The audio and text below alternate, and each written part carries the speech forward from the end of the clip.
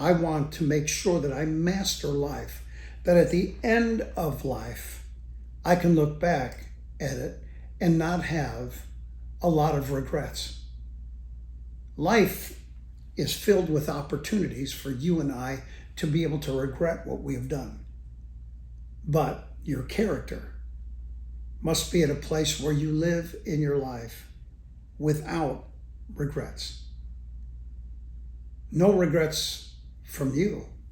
Maybe regrets with others, but certainly it must never be your responsibility. Proverbs chapter 10, verse number 9 says, "He that walks with integrity walks securely. But he that perverts his ways, he that twists his ways in life, that person will become known." Now, that same book, the book of wisdom, the one that if you know that book, things will actually become tremendously awesome in your life. And Proverbs 11:3 says that the integrity of the righteous will guide them, but the perversity of the unfaithful, that perversity, once again, that twisted way of looking at things, that perversity is going to soon catch them. And what it will do is it'll destroy them. Self-control. Self-control. Achieving the future you desire comes the moment that you learn to walk away from what will kill you.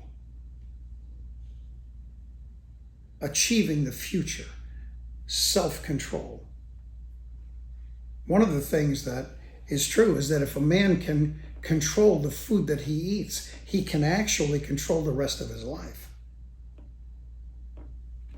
So achieving the future you desire comes the moment that you're able to walk away from that which you know will hurt you.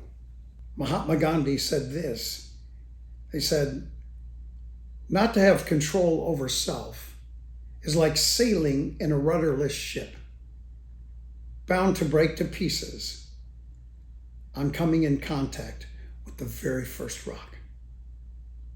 Not to have self-control is like a sailing ship or sailing in a ship that has no rudder, that is sure to be destroyed the very first rock that it comes in contact with. Samson was like that. Samson, probably he was the greatest deliverer that actually, or the greatest judge that God had sent. But Samson, everything about Samson was that he compromised his character. But that didn't change God's anointing in his life. In Judges chapter 14, verse number 1, it says, "Now Samson went down to Timnah and saw a woman in Timnah of the daughters of the Philistines.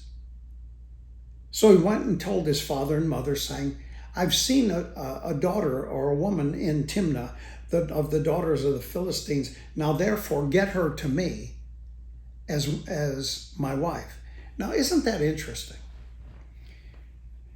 Here it was that Samson went and did something that he knew that he should not do, but yet he wanted to make it right by actually talking to his parents about getting her to be his wife.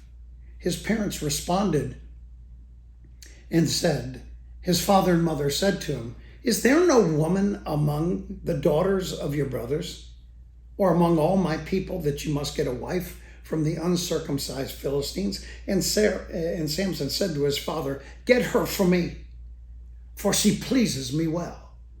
And you know what? In order to keep their relationship with Samson, they went and got the woman to be at the place of marriage with Samson. Well, we all know the story. He never was able to marry her. They began to betray him because that's what the Philistines were known for when it came to Israel.